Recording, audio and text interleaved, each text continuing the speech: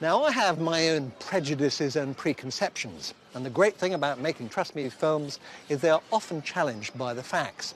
Now, at the moment, there is one subject that I am really passionate about, and I'm dying to get to the bottom of. Until 7 years ago, it was quite normal to see people smoking away in restaurants and pubs. Then it was banned.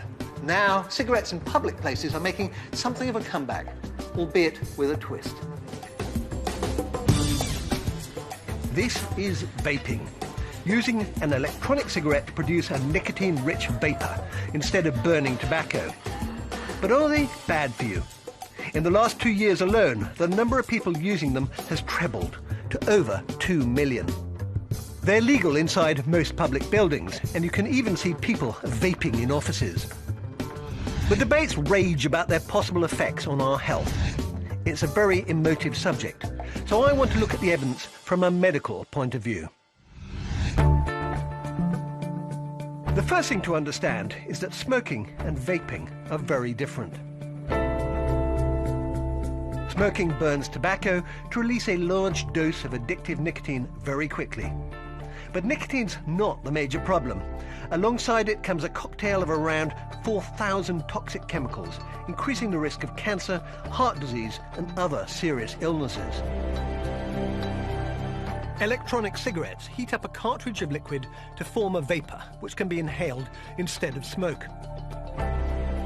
This vapor contains a nicotine hit, along with flavourings and other chemicals. In the UK, there are plans to regulate some e-cigarettes, depending on the nicotine content and the claims made for them. This should ensure tighter controls on what they contain.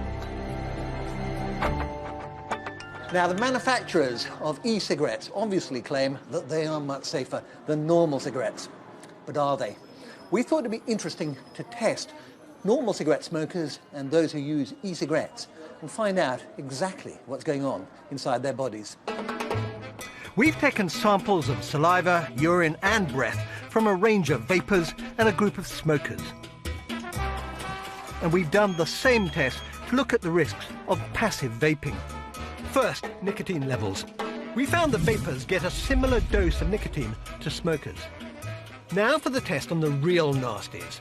Carbon monoxide, associated with heart disease, and acrolein, associated with cancer and lung problems. Here, the vapors had significantly lower levels, similar to those found in non-smokers. As for the risk from passive vaping, our test found no evidence that the vapor was affecting people nearby. Despite the evidence from our small-scale tests and other bigger studies, I still can't quite get rid of my gut feeling that because cigarettes are so harmful, there might be some hidden dangers lurking in e-cigarettes.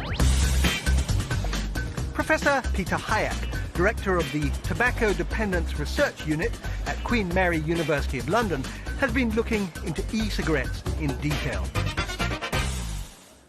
Electronic cigarettes have only been around for a short while. Is there some long-term risks we are not aware of? I think we can't exclude it altogether. I suppose some of the flavorings in e-cigarettes may turn up to be a danger. There may be risks for some people with lung issues. I think they are unlikely. If there is a danger, it's likely to be a small fraction of a danger of smoking. What about the addictive qualities of nicotine? Because obviously they're still getting nicotine, they're not getting the other toxins. Are there dangers associated with that? There are. Nicotine is an addictive substance, and the proportion of people who use nicotine will become hooked. A lot of people drink coffee, right? You've got a coffee cup in front of you. I've got one. Yeah. A lot of people are hooked on coffee, and nicotine use would be roughly in the same category if there were no other toxic chemicals which accompany it. Do you think that e-cigarettes are a big change?